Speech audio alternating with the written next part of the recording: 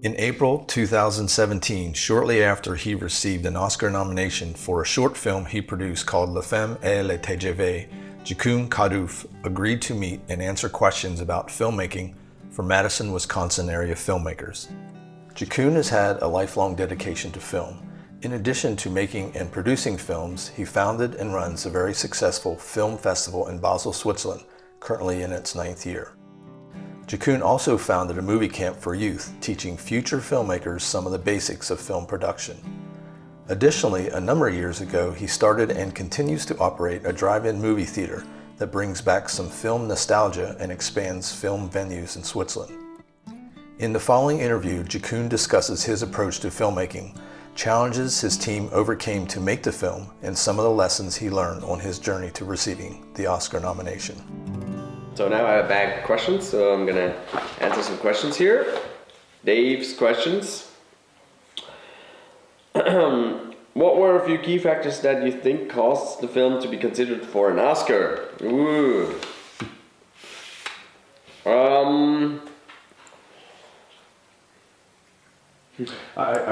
don't even know. No, I remember on your some of the behind the scenes stuff. Timo said he saw an article in I think it was maybe a French newspaper, and that's kind of how it got started. It was about TGV, and this lady was waving at. Well, yeah, I mean that's how we got the story. But this is like, why would it be an Oscar kind of movie? I'm thinking if the type of movie, maybe it's because it's like a more classic movie, but then that doesn't necessarily mean that that made it to the Oscars.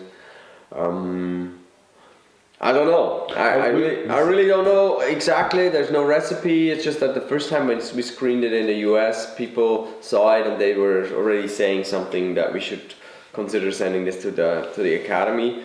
And then we didn't believe it until half a year later. Our sales agent said also that we should try it, and then somehow it got in. But I mean, in order to qualify for the Oscars, you either have to go a week into theaters in the US, or you have to win a major festival. Mm-hmm. And I mean, that's one of the most important things for a movie to happen. Otherwise, you can't even get there. Those are the requirements.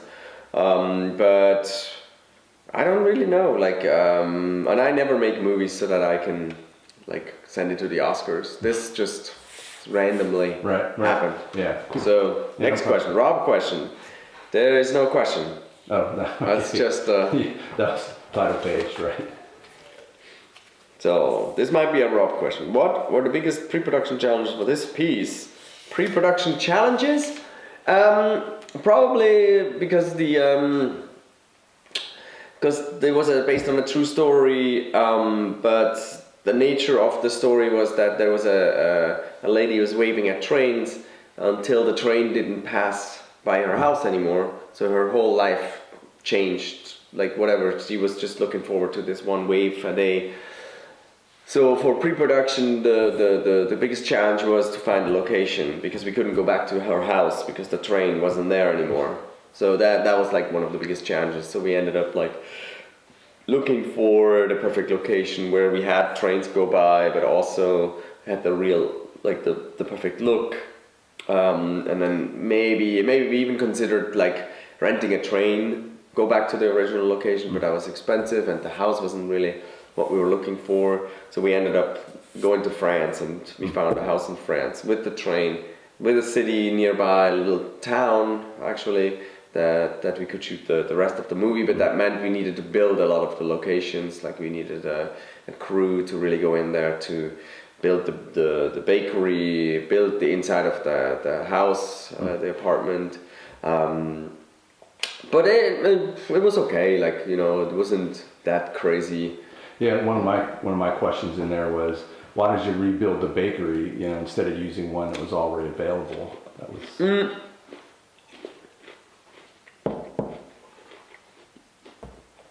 because then you're in control of the look and you're in control of the location. And I mean, it was a little bit of building, but it wasn't like super crazy. Like, they had to build the counter and they had to like paint like the bakery and everything, but we had full flexibility. We could go in and out whenever we wanted, because if you have a real bakery, it's gonna the look is already given, and it might be too modern. We wanted something really run down, and then you have to work off business hours, so that's tricky. So it was much easier to build it and just have this full access to the bakery. Yeah, I saw some of the pictures, so maybe if there's some way I could get access to those, I could cut to some of those. Yeah, Cool. absolutely.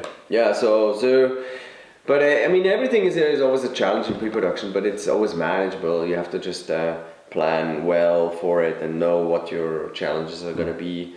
But yeah, I never go the easy way. I always like to do the challenge and let's build this. This should be fine.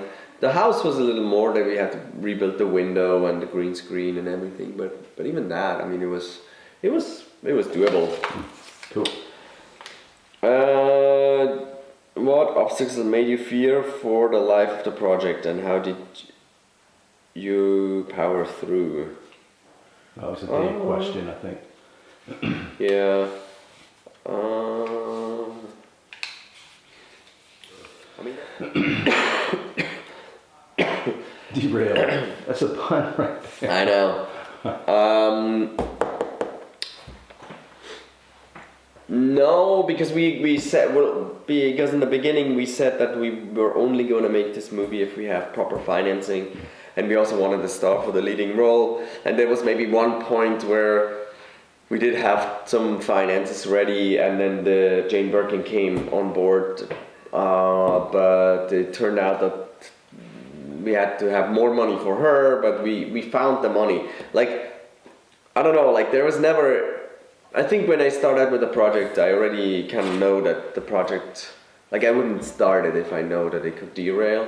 I mean, it can be challenging and you have to make compromises, but like, if I know that it's a problem, then then I don't start, because that's too much work and energy put into something that can just like get wasted. It's like when you go, if you decide to travel the world, then don't go if you know you're just getting halfway, you know. You don't have money to get back. Yeah, like, I mean, of course you can fix it, but you can be like, okay, it's gonna be tight, and you have to do this and this and this, and you can't always stay in a 5-star hotel, you know. Then you can still go, and you prep whatever. Like I prep my crew so that they know what the deal is, like, you know. So if there's a problem, we can deal with it. But yeah, and there weren't that many problems. There were sometimes people freaking out a little bit, but then you just talk about it, and things are fine.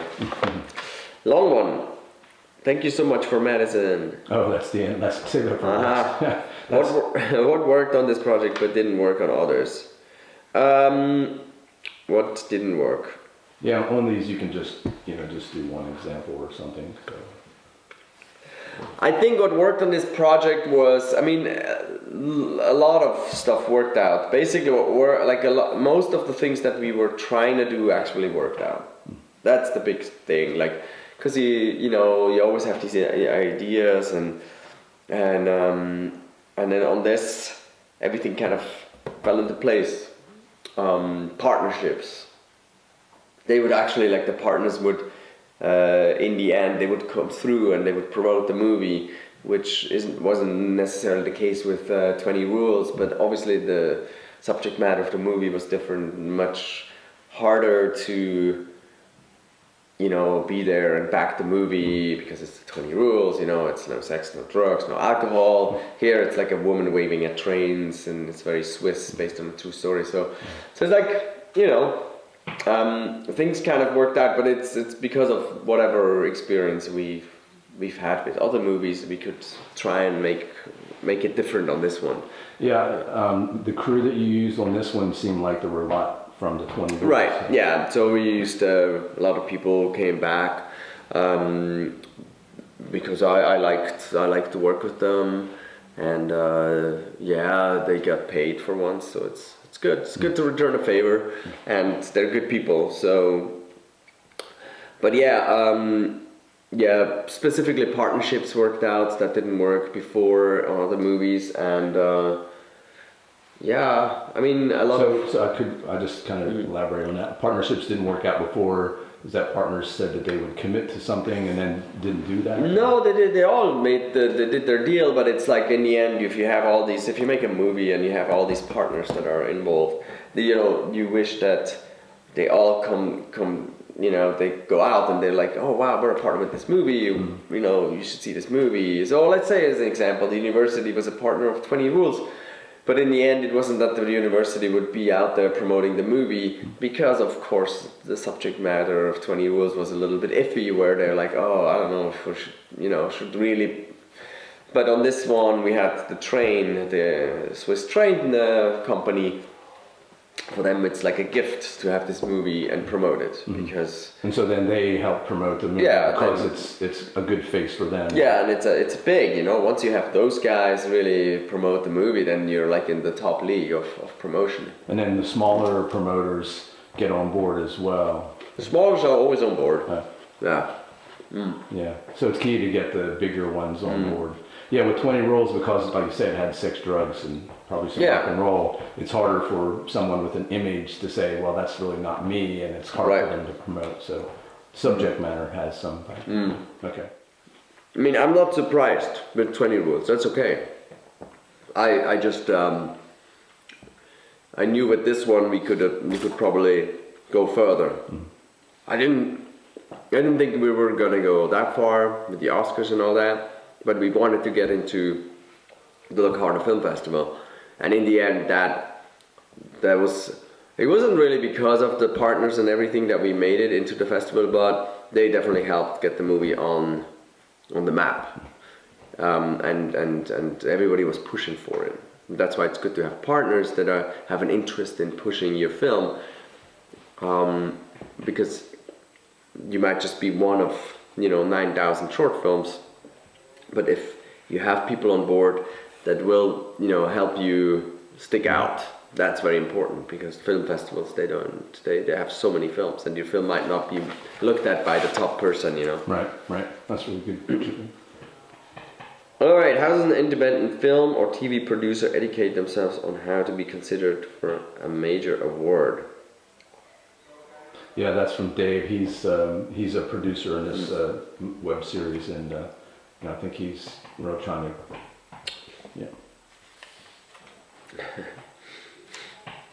I mean, I think that you just have to, first of all, whatever award or festival you want to get into, you should go and check it out so you know if your movie is right for it, because there's certain festivals where your project will fit and certain won't. But educate yourself how to be considered. I mean, it comes down to a story. You have to tell a compelling story, I think, that moves people, and then you're in the game. But there's really no recipe. I don't think there's a recipe. I mean, you can go to film school and you can learn. I went to film school. I learned a bunch of things. But then you just make films and you try and tell a good story, and then I mean that's like there's no boot camp for the Oscars, like now as I've been there, like I guess I could handle it much better. Like I actually know what it's like. But even if I had the plan to go there, or if there was like somebody telling me, yeah, I'll teach you how to make a movie to get into the Oscars. I don't think that really works like that.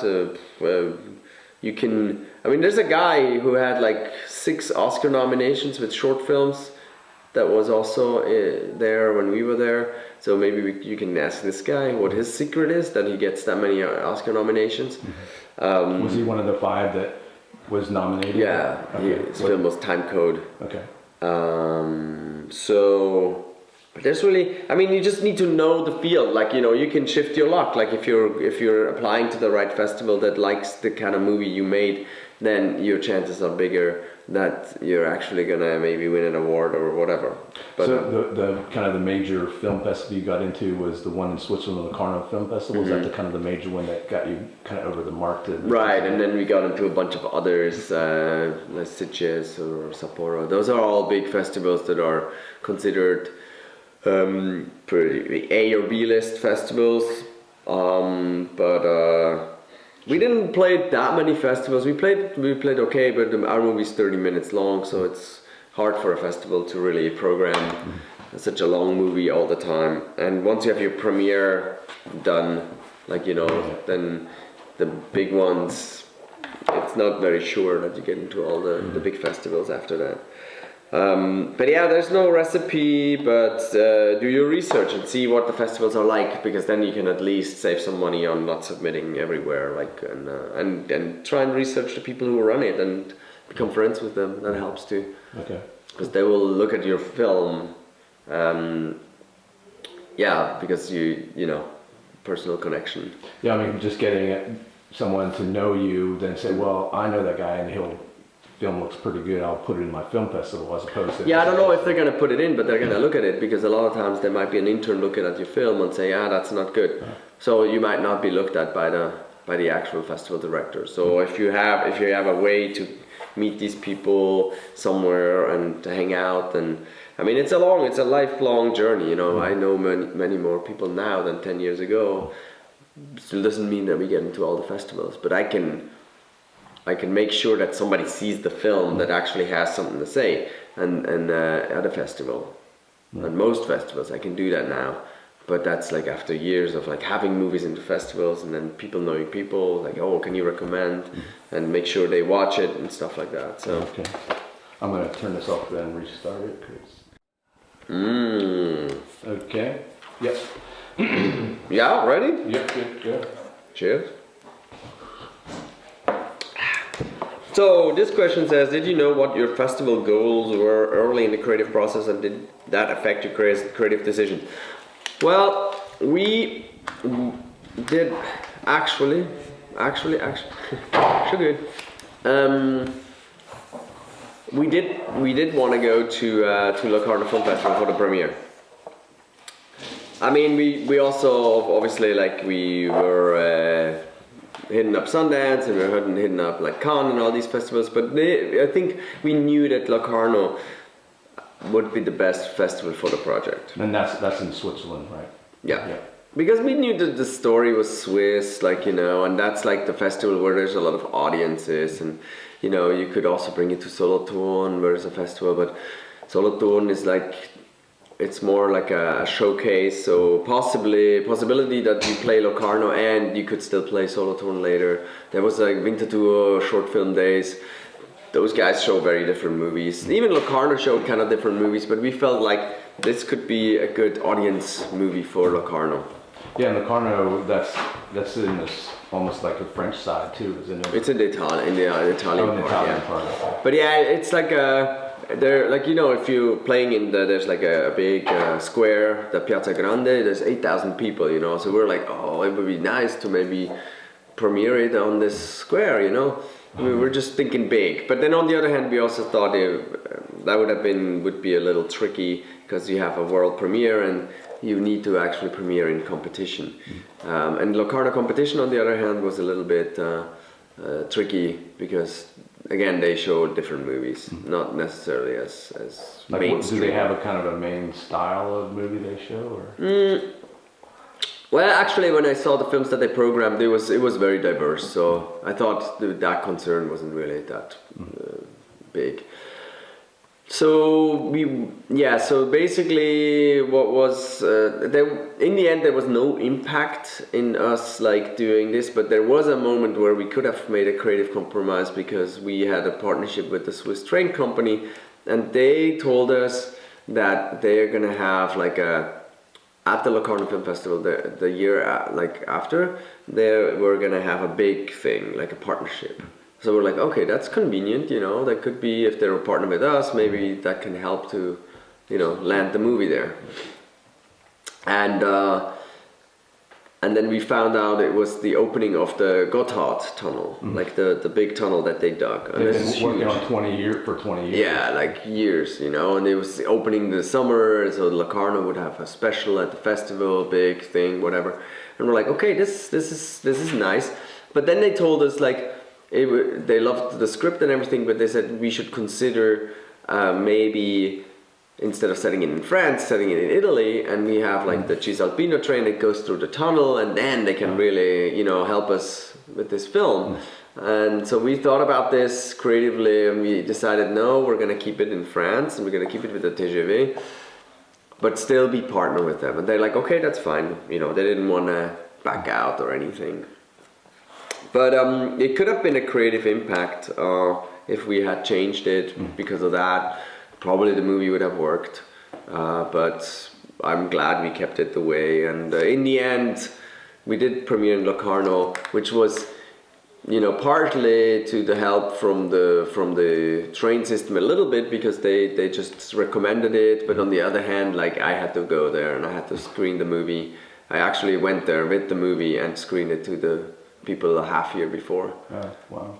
Which is something I recommend. I mean, this is really hard, but if you can get a festival director to come to see your movie in a theater instead of watching it on like a disc that you submit, then I think that's really good. Is that I've never heard of that before.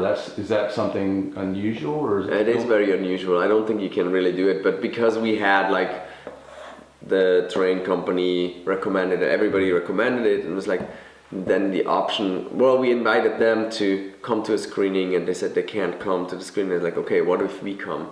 And then they're like, okay, we do it. But I think that's what I talk about when you say about the partners. Like, if you have those partners that help you push for it, eventually they gave me, an hour of their time, and they looked at the movie. Mm-hmm. Yeah. And then they liked it. I mean, that's... All right, Next question. Mm-hmm. Do you think it's better for newer filmmakers to target smaller awards, or do you believe in targeting the big awards early on? That's a deep question, I think. Yeah. I think you just make a good movie, I mean, if you target awards, you want to always send your movie to all the festivals, the big ones first, and then the smaller ones. I mean, you look at your movie, and if you show it to some people, and if people are actually moved by it, then then send it to the big festivals. Even like if you have a movie where people don't seem to care too much, then don't even bother. Small or big, I would just like move on and make the next movie. So you kind of do a little pre-screening with test screenings. Test screenings, and who like what group of people would you pick to do that with? We did test screenings with at a friend's house, and then we did one with like semi-professionals. Then we did 2 screenings with real professional filmmakers, and you'll get an idea, even if you show it to your like family, what they think about your movie, because their immediate reaction you'll be able to tell. But I mean, in the end, like, yeah, big or small, like if you have a movie that you think that actually moves people, then send it to the big festivals, get rejected, then send it to the smaller ones, and maybe you get accepted to some. But the awards, I don't know, like for me, awards are never really on the mind. I just want to make a good movie. And now we've had the situation that this movie just wins all the awards, which is great. But that's the director. Yeah, the direttore. So next, one issue with the industry here is the preference given to talent located where the industry has been able to establish itself. Yeah, I think that one is the industry just looking at talent close by, or do they look broader? And this is struggle for actors anyway. The reason why many, including myself, moved to NYC is that similar in Switzerland. So what is the question they give? So I think the question is, do you think the industry, like filmmakers or producers, just look locally? Ideally, I just get the recommendation of an actor, then I check that out, because casting can be a really long process, and which is good. Like in LA, you obviously have like a lot of people to go through, and an actor that we say a bankable actor, which is somebody people know, or like you can actually you don't have to really audition, because they're like what they're filming. Yeah, exactly. So that's one thing. And then if you have like more unknown actors, I mean that's tough, because I don't know, like here I mean, you have to hire local actors, I guess, just language based for the language. But they have also cast German actors, and they have dubbed them because they're like more famous actors. But I think acting is in general kind of the toughest job in the world, anyways. How did you find Jane? I mean, Jane, Jane Birkin was the main actress. Yeah, Jane Birkin was the main actress, and we found her through an acting coach who knew a casting director who knew Jane's agent, and that's how the script got to her, and then she liked the script. So yeah, I mean, in the end, you just have to look for your actor, and then it doesn't really matter where they come from, like, you know. But Jane, again, I mean, she's a star, so it's a different thing. Like, then the other actors we got through that same coach, he found us the young boy and the son, and the train conductor guy. That's just an old friend of ours. I mean, it depends. Like, I think you just need to make friends with people, directors that you really like, what they do, you know, and you try and get that network going, that you get recommendations, because that's, again, it's a field where you just need to be recommended. It's like getting a film in a film festival. You're in a big field, and somehow they need to get your attention. Mm-hmm. So with Jane, you kind of through a chain of contacts eventually got your script in front of her to look at it. So So really having a good network to get access to those kinds of that kind of talent. Yeah, that's essential. Yeah. Your network, and it'll grow. Like, you know, you have to make that grow all your life. That's like your life mission. You know, otherwise you won't be making. You might be making the same kind of movies all the time. You know, but if you grow your network, it gets much easier, because you can be like, oh, I would love to consider this. You know, for this person, how do we get there? You make a strategy, send it. You know. And on building network, it's not just production people, it's broader than that. It's everyone in the industry. Hey, your grandmother could be friends with somebody really important, you know, so it doesn't matter. Like, you have to just you have to be aware of whatever is out there and talk to people. And I mean, Facebook is good. You can see who's friends with who, and you can kind of like research some stuff. But I keep my network everywhere. I mean, I make a movie camp right now because I might, you know, I don't know what comes out of it. Like, but you have to kind of do whatever you like to do as well. And then I think then you find people, they gravitate around you. But it's a life mission, you know. Like, I'm always thinking in terms of network, and I'm just like this a little bit. But on the other hand, some people can't really stand that, you know. So you might have to live with the fact that, you know, there's certain things that you can't do in your life, you know, because you're always busy, or you're like, you know. It's not your skill, but it's not in your wheelhouse of skills. Or you're comfortable doing it, or just, it doesn't come. I mean, networking is not always. Yeah, if you go and network and you're at a party every night, you know, you might not have a wife because she doesn't want to just be at home alone all day. You know, or you get yourself some partner who comes with you, and then you have a double networking kind of thing. But then it also has to kind of crystallize into something that where, you know, because then I've been networking for 25 years. I mean, and okay, now I'm in a movie with Jane Birkin. I went to the Oscars, but like, that's really a long time for, like, you know, networking around and taking lunches and dinners. Like, I go to LA and I have lunch and dinner all the time, and nothing comes of it, you know.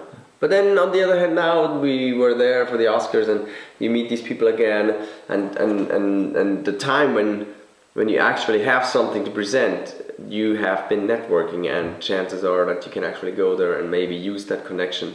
But it could be a 30 or 50 year connection that you've been just like having, and these people are friends by then. You know, those are, so then it's almost like your friend helping you because you've been networking, and you know, so it's like a mission for life. Cool. But I don't know, actors, that's very, very tough. Okay, when you went into pre-production, was your process similar to previous projects, or was it more freeform. Who's that? Oh, it's Rob. Okay. Yeah, no, it was. I mean, when you get to the point where you organize the movie, you just it's a little bit different because the movie is different. But as far as like it was in France, but it's all that's all like doable. You know, when you have to shoot, you know what you have to get ready. Those are like the fun. It's like going on a trip. You just prep it. Mm-hmm. So how long was your pre-production before your principal photography? 7 days of shooting. But I think we prepped for a month. I don't know. Oh, it's all 1 month. Wow. Well, plus the people that you worked with before on 20 Rules, and everyone works. It's just the production design department had a little bit more work because they had to go build this stuff. But other than that, I think 2 weeks before we went down, we installed all this stuff, and then I don't know. And then story development. How long was the story? That was like a year or a year and a half. That was long. Yeah. That took some. Yeah. And that takes long because that's the key, that's the core. Yeah, you want to have a perfect story. Yeah. So, you want to spend as much time developing your story. Like even these kids now at camp, now they have a script, but we're gonna go over it again and again because once your script is good, then everything else is much easier. Danielle, how did you organize the cooperation with the TGV train? There was really no cooperation with the TGV train. We had a partnership with the Swiss guys, but they don't own TGV. Sorry, I have some spring allergies. That's why I'm coughing. It's going away a little bit. Mm. You get it every spring? Every camp I have it. It's so bad. Every camp? Yeah. Oh, and this year I was thinking it's not coming, and it started this past week. That's stress, maybe. No, it's the pollen stuff. I can feel it now. Yeah. But I'm trying to. By tomorrow I need to be. I have it under control now. So the Swiss we had a partnership with. They don't own the train, but we need the train station. We need to shoot there. And then there's like a Swiss and French owned company called TGV Lyria. And with these guys, we could do a partnership that we just get a train to move back and forth at the train station. And for the TGV, we tried and contact them, but they didn't really want to do it. So we ended up just shooting next to a track and catching the trains. Mm-hmm. Yeah. And then before the Oscars, the train company in France, they wrote to us and they're like, hey, but they had no clue. They didn't know that we premiered the movie already, everything. So they wanted to like us to mention something, and then we went to the Oscars, and I have not heard from them ever since. I don't know. It was just this inquiry where they're like, "Oh, we need to like figure this out now," and then nothing. So yeah, interesting. And they were never one of your partners or anything, right? They didn't want to be. That's the tricky thing. Like in the beginning they said like, "Yeah, we want nothing to do with this," and then they wrote to me and they're like, "Hey, what are you guys doing?" Yeah, no, it's just. But it's okay. I mean, you try like.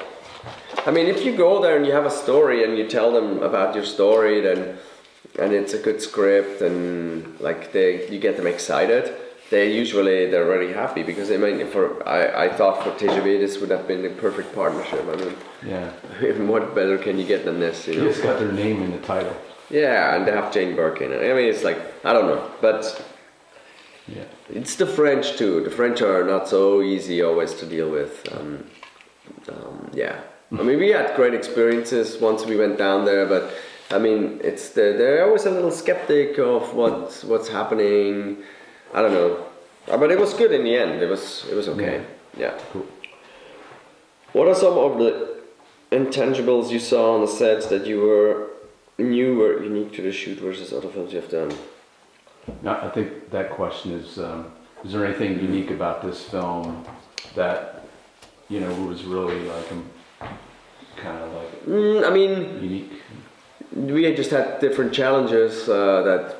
The biking stuff, like because Jane Birkin wouldn't get on a bicycle, so we needed a double. So we had a double and a second unit going around. So that was challenging to just make sure that they had their own plan and that they could get their shots. She wouldn't get on a bike? She can't. Yeah, she's not allowed to.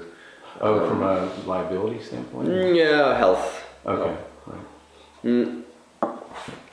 So that was just, but it's all like, in the end, it's all, you plan for it. I mean, there can't be anything that's,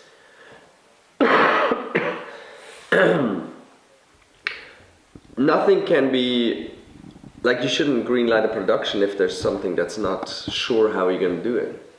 I mean, for me... Did you know before you started that she wasn't allowed to ride a bike? Okay. Yeah, she actually declined the project because she said that she can't ride a bicycle. Oh. She's like, you can't do it. And we're like, no, we're going to make it work. And we did make it work with the double. No, but you should always have a solution, otherwise you shouldn't greenlight a project. So that's why there's nothing that's... it's just different challenges, but there's a solution for it, like, you know. So you shoot close to the train, so you have a safety plan, like how to do it and how to get your shots. You shoot with the stunt double, like how... You know, maybe the one thing that I've learned is that if you have doubles, then you should always have double costumes. You know, we had some double costumes, but some not. So sometimes they needed the costume on the first unit, and we didn't have it on the second unit. So did that delay the... Yeah, that kind of delayed stuff and was kind of frustrating sometimes. But yeah, I mean, that was maybe the only thing that I didn't... That came up as a problem. Everything else, yeah, you might have the weather that becomes problematic and all that, but those things you work around, like. There was one behind the scenes where you guys made a rig that had her bike on a trailer, and I think Machine was shooting in a van or something. That was to get a front shot. Okay. Because that's how she could just not be on a bicycle with the balance. So that's why we got her front shots, and everything else is another girl riding that bicycle. Tricky. Yeah, but yeah, don't go into production if you're not sure that you can do it, because then obviously you're gonna... Sorry. You're gonna be stuck and... Yeah, you'll be stuck, and you have no excuse, because they're gonna be like, oh, so you're this doesn't work out. Like, didn't you know? And your only answer is gonna be, yeah, I actually knew this wasn't gonna work out, and that's bad, you know. Yeah. What is the culture of filmmaking in Switzerland? Do they prefer established talent with name, resume, and budget, or? Let's just skip that one. Well, actually, if you... No, I mean, I can tell you, like, how it works. Check, make sure... Is it still going? Yep. No, in Switzerland it's a very different market, and it's a very privileged market because we have grant money that we do not have to pay back, and everybody basically can make their movie if you meet certain criteria. So we can apply to the state, and we have to. So the criteria would be you're from that state, and then you can submit for funding. So if you guys wanted to, you know, get money from Basel, you would have to come to Basel, and you would have to live in Basel for a year, and then you qualify to submit for making a movie as a director or an author. So you just write a proposal. This is the movie I want to make. You send it in, and they look at it, and then they basically tell you. Now, established or not, I don't know. Like, I mean, if you're a nobody, obviously they're gonna like try and inquire who you are, if you can do it. You probably are gonna have to come and meet these guys, like they usually invite first timers. But it also doesn't mean that if let's say there's one actor living in Basel that used to do a lot of like TV shows in Germany, like if he were to like everybody knows him, so if he were to submit, I don't think it means that he's gonna get a priority just because he's like famous. Right. The content has to be good. Yeah, the content has to be good. It's like it's a thing. Like if the content is obviously really bad, and everybody agrees it's bad, and even you as a filmmaker, you secretly know it's not that good. Just trying to make it. All right, so. So yeah, no, but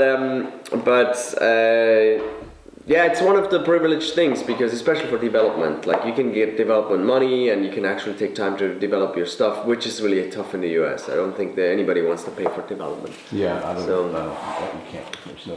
But that's what's kind of nice. So next question, we have to be quick then. Okay, sure. Randy, if you could do things over, what would you do differently?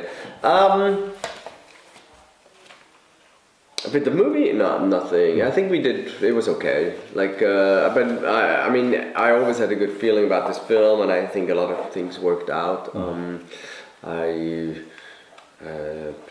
What would I do differently? Any kind of positioning or maybe other film festivals that you might submit to that you didn't? No, we did it. I mean, we tried everything, and it just kind of happened. I mean, it was a lucky case. Yeah, I don't know. Okay. Nothing. I mean, you know, there's things that happen maybe beside the movie that I would do things differently, but you can't really do, like, that's what I say, it's a life mission. Like, we did everything right for the movie, and I think I've tried to do that with every movie.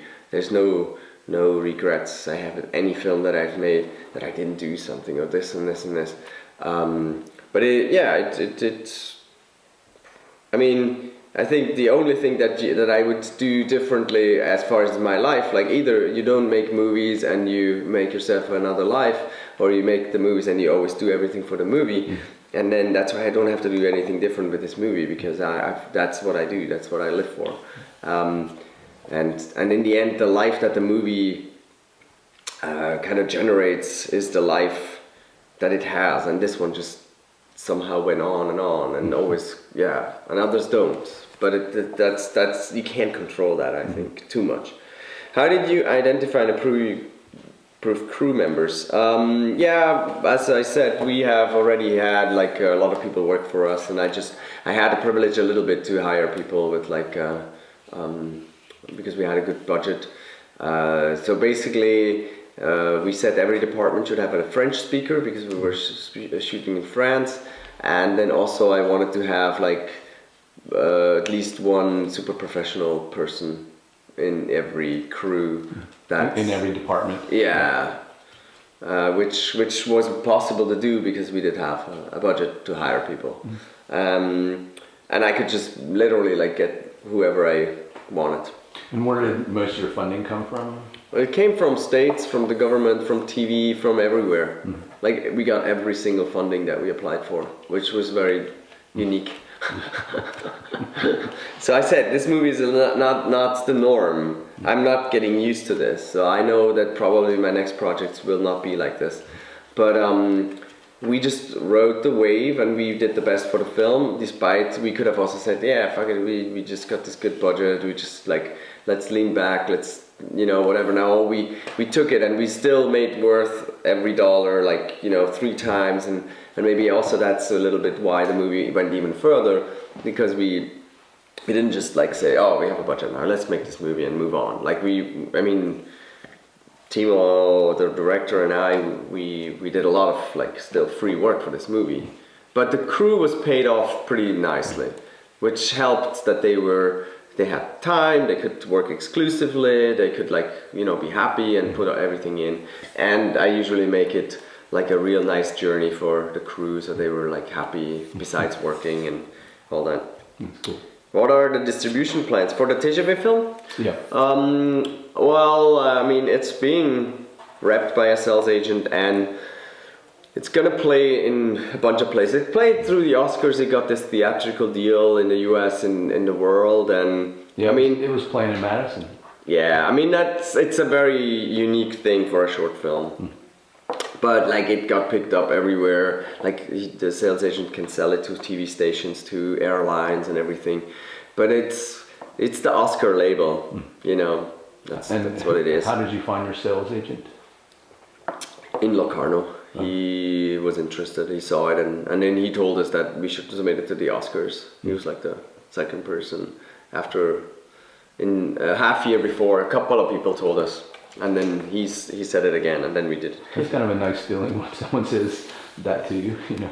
Yeah, I mean, we didn't really believe it. For the first people that told us, we were like, yeah, they're trying to be nice. And then when he said it, he basically said that it would help sales even if we just got shortlisted or if we nominated, whatever, like it helps sales. So we're like, okay, what's it gonna cost us to do it? Nothing really. We could just try it, and then yeah, he was right. I mean, with every step that we got like shortlisted, nominated, he was able to use this to sell the movie, because that's how it works in the sales business. Like they have to have like, oh, this is an Oscar nominated movie, you should buy it. They're like, oh, it's Oscar nominated, yeah, maybe. It puts it above the everything else that's out there, right?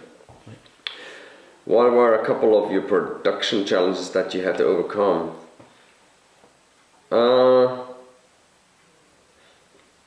Well, see, I think I already answered that. It wasn't that challenging. The thing is, because we did have a budget, we knew what we were doing.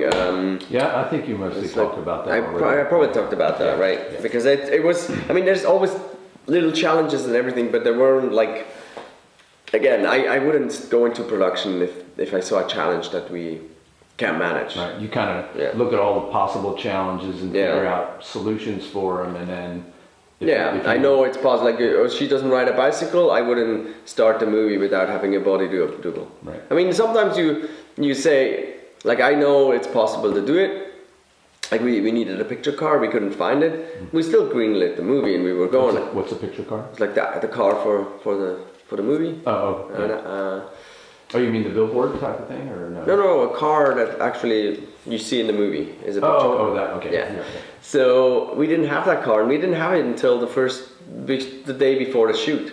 But I knew that, like, worst case, if we can't find that cool car, then we just use another car. I mean, that's like, yeah, so that could be a production challenge, not to have a car, but the backup scenario is just like, in the end, he just needs to drive a car. Right. I mean, it's cool, the car he has now. We got lucky. Yeah, that's cool. But you shouldn't, if you have no car and you greenlight your movie and then you're there and you need a car and you don't have it, then that's bad. Was it necessary to have gotten notice in other festivals to get an Oscar notice? I think you answered that one. You would have to win a festival in order to actually qualify for the Oscars. Yeah. So... And yeah, you won. Well, we didn't win Locarno. That could have qualified us, and then our next festival was happening in October, but we had to submit until September. So we four-walled. So we went into the theater for a week, and that's how we qualified. Okay. What's four-walling? It's like when you pay to screen your movie. Okay. All right. So you get it in a theater and it has to be there for a week. And you can buy a deal in LA. You can actually buy a deal like this. It's like an Oscar deal. Okay. You just do it, and but we just didn't want to wait for an entire year, because if we didn't have the qualification till the end of September, we would have to wait for an entire year to submit again, and then we would have gotten, let's say, if everything went the same way, we would have been at the Oscars the year after. So, and we didn't want to stick around with that movie for so long. So we're like, okay, let's do this with the theater. And then, we won some awards at the festivals that came after. Right. And you went to Japan too, I think. Yeah, Japan. Yeah. Has the nominations opened doors for you? Yes. Especially for the director, a lot of doors. Like he's got he has a lot of meetings, he has new projects, everything. So basically when you get nominated, it's like everybody wants to meet you. For me, producer, I didn't really push it that hard, because Timo has gotten a manager, and so they are like pushing his nomination. For me, I just have that title now, Oscar nominated producer, and I know it's gonna help. Just again, it's always about like sticking out, like, like, so if somebody has to convince somebody to read my film, and they're like, hey, here's the film, they're like, okay, I'm gonna read it, and then they mention that, this is from an Oscar nominated producer, they're like, oh, okay, it just gives you a little more credibility, and they might be more likely to read it. But and it really opens up doors for you, I think. It should. So we'll see if that's for really Timo, the director. It's much more opportunities here and in other places. Everybody wants to do something with him, but that's the game. Like, that's also the game that dies after a while. Like because there's going to be the next guy who's nominated. So, but still, I mean, it's you know, for me the most important thing is that I shoot another movie very soon. Is that it? That's all the time you get? Giacun, that's a lot of time. Thank you very much. Hold on. There's only a few more. Okay. Musst jetzt da rein, oder wie? Ja, aber in 5 Minuten kommt das Essen, kann ich schnell machen. Aber ich meine... Aber ist noch nicht da, oder? Ja, du kannst ja da bar machen. Nein, mach bar. Ja. Giacun, thank you very much. No, it's fine. If I can be here... Yeah, you should be here. I wish you could be on camera. It would add some to the scene, huh? Okay. Should I just walk by? Yeah, extra. How was the film funded? The film was funded. I think you answered that by state funding. Yeah, state government. I mean, but that's just very unique to our system here. So I don't know if that's very helpful for you guys. But you write a proposal, and they look at it, and they say yes or no. Did financial backers want to influence creative decisions, and how did you handle that? No, because it's a grant-based system. They will not give you any.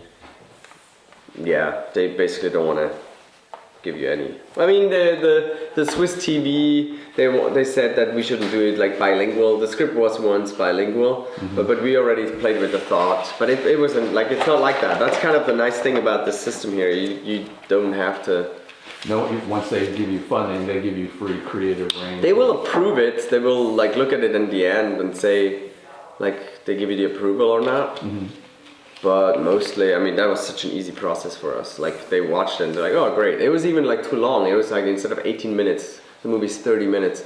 And they okayed it. Like, I was amazed. I was so stressed out because I thought, oh my God, like for TV, that means, you know, like if they're playing on 18-minute slot, now it's 30. It's like, yeah, it's harder to slot those in when and it's more expensive too, because, you know, when they play it, they have to pay for copyright and everything, and that goes by the minute. Right. So, what had the most influence in getting the Oscar nomination? Technical filmmaking expertise or story character development?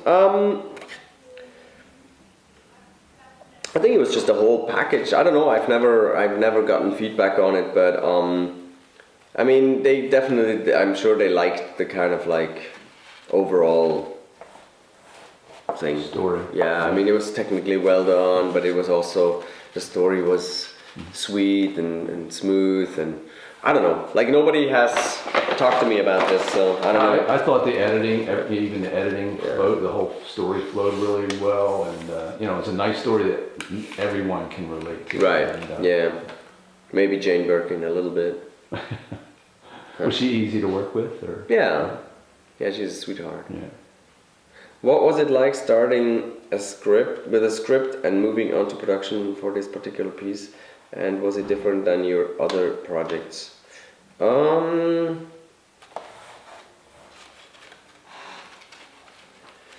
What was it like? I mean, the director sent me the newspaper article and wrote the scripts, and I liked it. Had you known Timo before?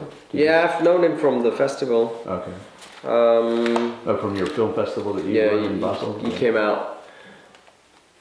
It was very organic working with him. Like, we had a very good connection. Like, I could give him a lot of feedback, and he would go back and rewrite, and it was a very organic back and forth. So in the script development process. Yeah, it was very nice. Did he search you out to be the producer? Yeah, he wanted me to produce it. Okay. Yeah. All right. That's it. Now I think it's over. Okay. It's over. All right. Thank you. Thank you. Thank you. There's a few more, but we got through a lot. Yes. Thank you very much. Thank you. Now they're all. Oh, we're gonna do this. Cheers. Thank you very much for all my Wisconsin film friends. Thank you. Wisconsin. I'll come visit you guys. I'll come out there if I can find this place.